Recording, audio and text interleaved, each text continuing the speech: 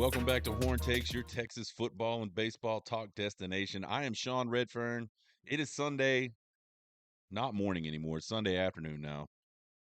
We had us a good day yesterday out on the patio, man. We had a fire going. I had several Michelob Ultras with me while I watched football. Some good games yesterday. We didn't do Drunk Sean Thoughts last weekend because we were traveling. Man, we travel. I just get home and I'm too whipped, man. I can't do it. But we're going to get y'all with some Drunk Sean Thoughts today. Check us out on Twitter, TikTok, and YouTube at Horn Takes. Follow us at all those places. Like I said, I do different stuff at different places. I don't cross over all the platforms with all of the content. So there'll be different things at each one of those places. Check out the podcast if you just like to listen to podcasts. It's at Apple Podcast, iHeart, Spotify. You can find us at horntakespodcast.buzzsprout.com. Get over there, subscribe, follow, all that stuff. We appreciate it. Drunk Sean Thoughts. Man. Real good to be 9-1, 5-1, sitting on top of the SEC. You can talk about the schedule all you want. You can talk about the close games all you want. Texas just keeps winning games. That's all Texas has to do is just keep winning games.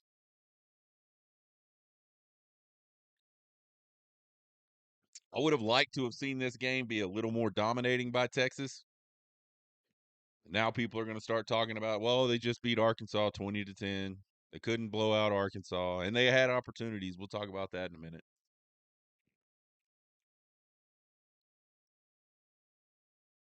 Jahdae Barron, man, what a game he had. He might have won the Thorpe Award yesterday. I mean, I don't know. Sometimes the Thorpe Award is weird. But man, he had a hell of a game yesterday. He had an interception, a tackle for loss, a sack, and that's only the stuff I can remember.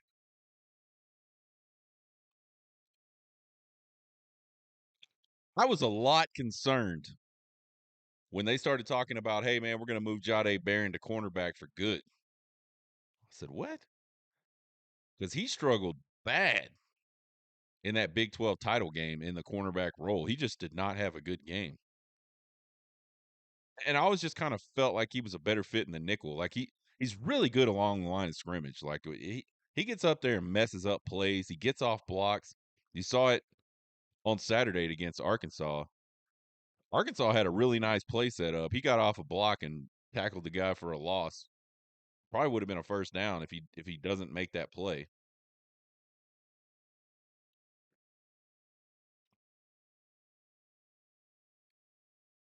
I was wrong, obviously. Coaches sometimes do know more than fans, folks. Believe it or not. I I have my opinions on a lot of stuff, and a lot of times they're counter to what other people think, and a lot of people just say, "Well, the coaches know better," but they're humans. I think it's cool to just talk about stuff. So I get into these discussions, and I think a lot of people feel like it's an argument.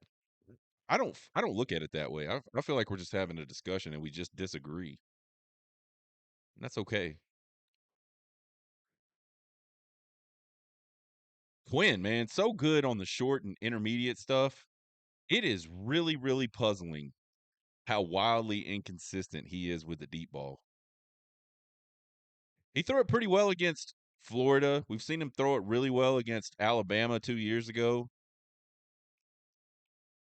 Man, yesterday he didn't even give anybody a chance. One thing that one thing that is, and I don't know if it's new, but you see it a lot today. You see these quarterbacks, they just kind of throw it. They just throw it up there. They just give their guy a chance. You got a one-on-one situation, just give your guy a chance.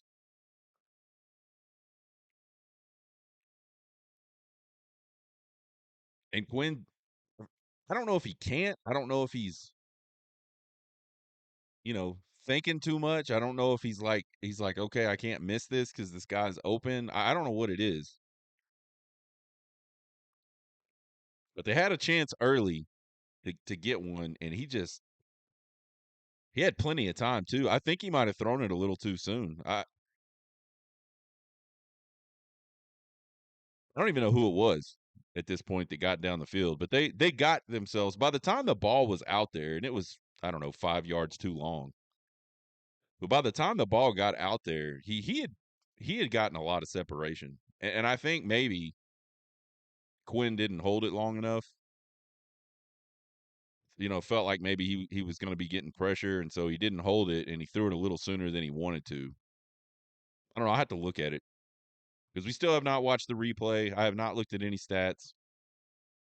I would reiterate with you guys that drunk Sean thoughts are just literally. I write them down on my phone as I'm watching the game, and they don't all make it in. By the way, some of them are ridiculous. We've talked about that before. But the throw he made on that last touchdown, man, that's like Quinn Ewers, man. That thing was absolute money. It's just crazy how he can't hit the deep ball. I mean, like statistically, you would think you would hit one more often. Texas had plenty of opportunities to blow this game wide open in the first half, and they just absolutely couldn't. We just talked about it. They missed that touchdown on a deep ball early. Had some drop passes. Got cute with the play calling some early. I thought I didn't like the reverse on the third down against a 3-man front and a like a dime defense. I just didn't. I don't know. 5 out of 10 times that play probably works, and those 5 times I probably don't have anything to say about it. But I as soon as I saw the reverse, I'm like, what are we doing?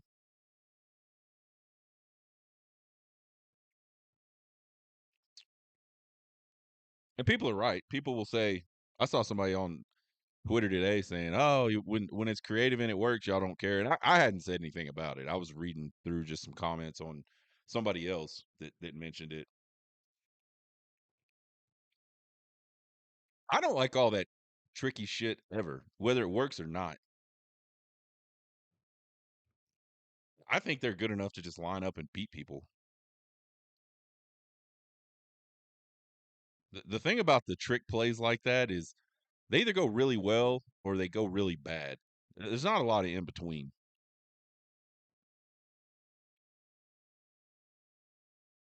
What I think a lot of people thought would be pretty high scoring game, especially for Texas.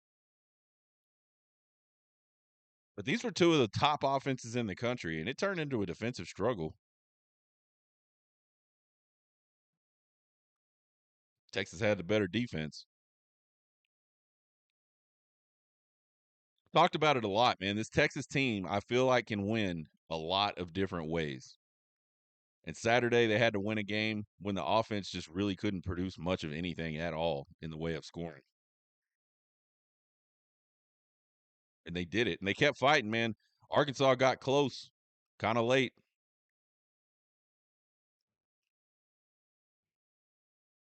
And that Texas defense just kept being good. Wouldn't let them take it. I think Steve Sarkisian. Let me start that. I think Steve Sarkisian is the most stubborn offensive play caller I've ever seen in my life. Me and my wife were talking about it. Man, he gets a game plan. He puts a game plan together, and it doesn't matter what happens in the game. He's going to stick to that game plan. I, we watched this Arkansas team. We did some film analysis of the defense again in the Ole Miss game. I didn't expect them to put 3-man front, play dime behind it, and play 3 high safeties the whole game almost exclusively. I didn't think they would do that. I mean, they showed that a couple times against Ole Miss, but they didn't do it the whole game. That's almost exactly what they did. And I don't think Sark probably expected it either.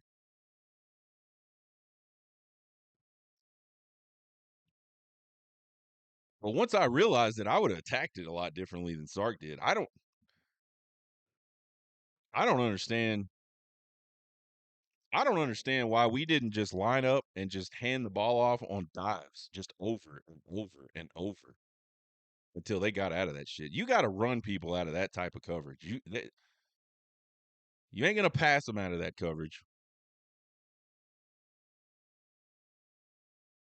And the crazy thing is, I don't think it's definitely not a matter of Sarkeesian being not capable of making changes. I just think he talks so much about we're gonna do what we do and not worry so much about the other team. And I mean I kind of like that philosophy. I mean I think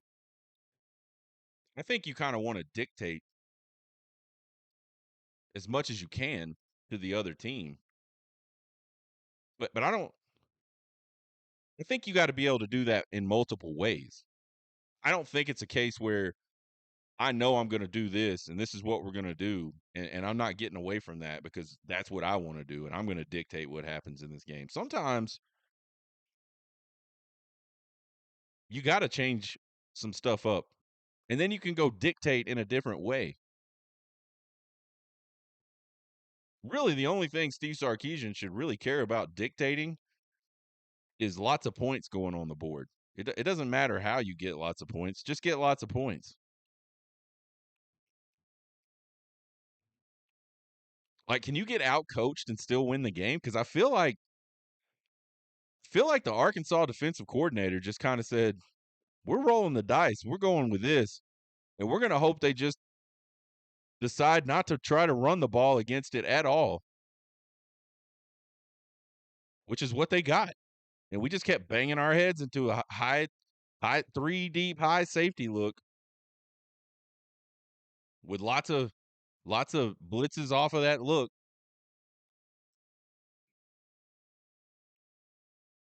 And I am not trying to be like negative. I mean, I'm not I'm not trying to be critical of Sark. I'm just saying it. Like I think he's got to be one of the most stubborn dudes I've ever seen. It's probably served him well, obviously.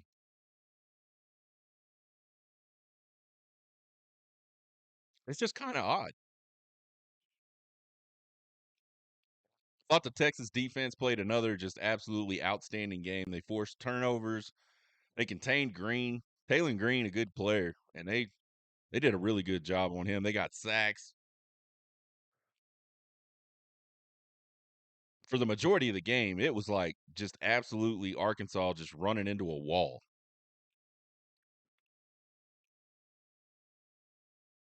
I think they had one really good drive. I ain't 100%. I ain't 100% sure about that. But we're 10 games in, and man, you know how you like go, man. I think earlier this season I said I think this Texas defense might be elite, but I wasn't ready to call them elite. Man, I don't think it's a fluke. I think this is a really damn good defense. I can't wait to look at the stats, man. I think at one point they said on the TV, I think Arkansas had like 75 yards at halftime or something like that. Like that's Arkansas averages almost 500 yards a game on offense coming into that game. And like I said, I don't think they got too much more than that the rest of the game. So I can't wait to look at that stuff. I don't like to do it because I don't like it to bias drunk Sean's thoughts. I was sitting there yesterday, we're watching the game. I start typing out a tweet asking, and I was gonna ask, is there a screen to a running back in this offense? And literally that play, Sark called a screen pass to a running back. I got halfway through typing it out on Twitter, and the play happens. I turned and said, "Look at what I'm typing on my phone right now." She confirmed it. I'm the football oracle. I wish I would have got that tweet off, man. That would have been a little that would have been a little legendary, I think.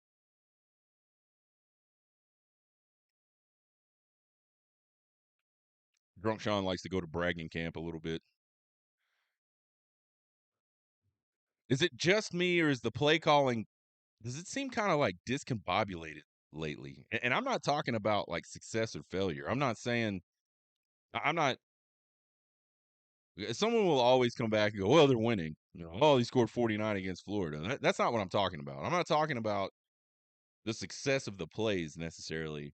I'm talking about how sometimes you'll see it, but I don't feel like I've seen it in a while. Like the play calling doesn't seem to be building off of anything that came before it. It's like there's just all these different plays getting called like in a vacuum somewhere. Like the game plan is not very flowy. I get like what I'm trying to say. You remember a couple years ago in the 49 to nothing game against Oklahoma, there was 3 plays in a row that Sark called. They had the exact same formation, they ran the exact same motion, and they ran 3 different plays out of the exact same pre-snap look. 2 passes and a run. One of the passes was a touchdown pass. Beautiful. They ran a pass to get it started. They picked up, I don't know, 12, 13 yards. They give the exact same look. They hand the ball off. They pick up 8 or 9 yards. And then the very next play is a play action pass off that exact same run look. Threw the ball right in behind the linebacker for a touchdown. I mean, that's what I'm talking about. Like, to me, that's building on what's just happened. Where did all that go? Or has it? Is it really gone? Maybe I'm just not noticing it. I don't know. Just seems a little discombobulated to me. What do you guys think? Let me know.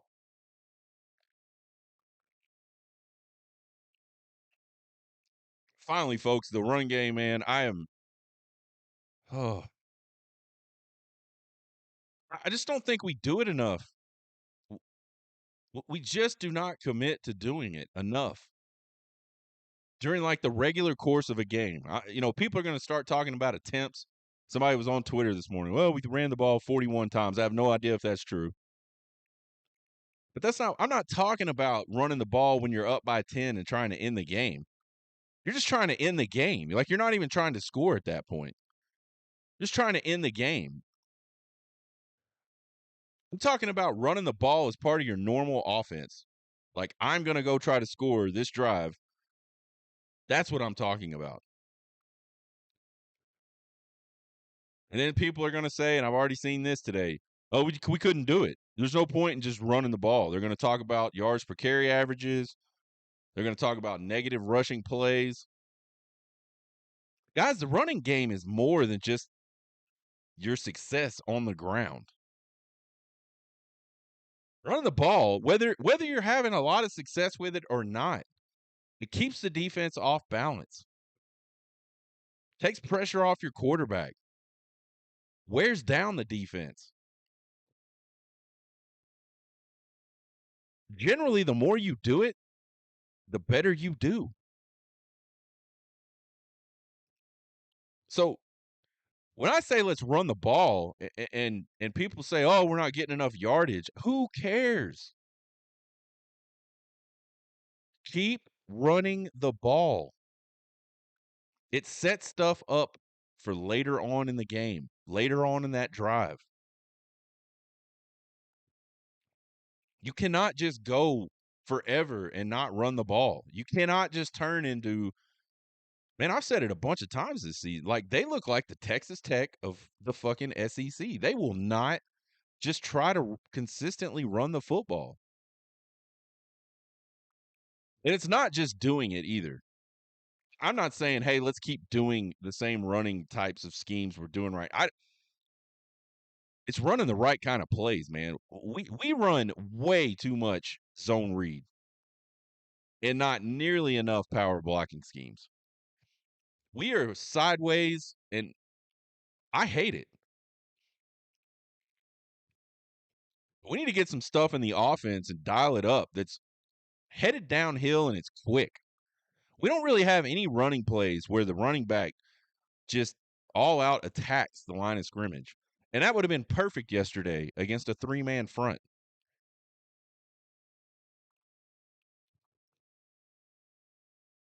There's room for those things. There's room for zones. There's room for slower developing plays. I say that, and I do believe that. I don't like them that much, but I get it. Sometimes you just want to get to the damn line of scrimmage with your running back and get him running north and south with a head of steam. And we don't have that basically at all. And it's not because we don't have personnel to do that. I'm tired of people. I'm tired of people acting like we did so much of this different stuff with Cedric Baxter. We didn't. It was the same offense. It's the same thing. Texas did not do anything with Cedric Baxter last year that they also didn't do with Wisner and Blue. Same plays.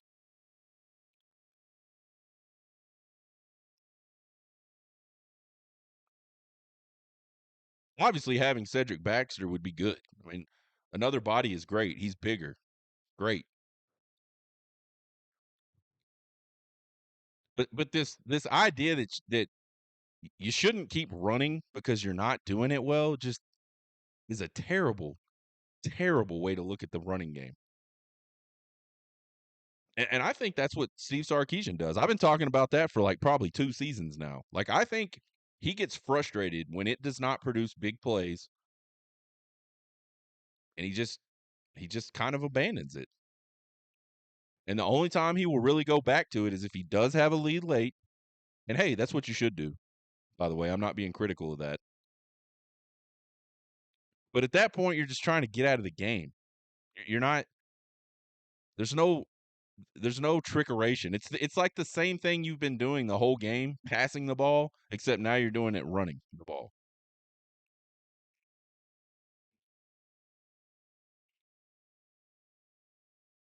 To me, it's just really frustrating to watch Texas just continue to pass the ball against a dime look when they're in 3 down linemen.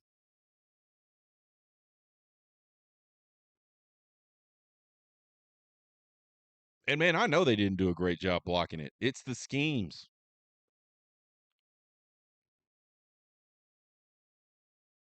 Line the running back up in the pistol and just let him run towards a gap. Remember like old school junior high football? The 2 hole, the 4 hole, the 6 hole, the 8 hole. Get get that dude running right at the damn 2 hole or the 3 hole. Full blast and just hand him the ball as he runs right by against a 3-man front. And then your line just blocked the guy in front of you. That probably picks up 8, 9, 10 yards of carry against that type of a front. And then they don't do it anymore. And then you can pass the ball all over them. And hey, here's another one. If you keep running it, they won't know what the hell you're doing. And you can do all kinds of good shit. But when they know what you're doing every single play, you're giving them an advantage.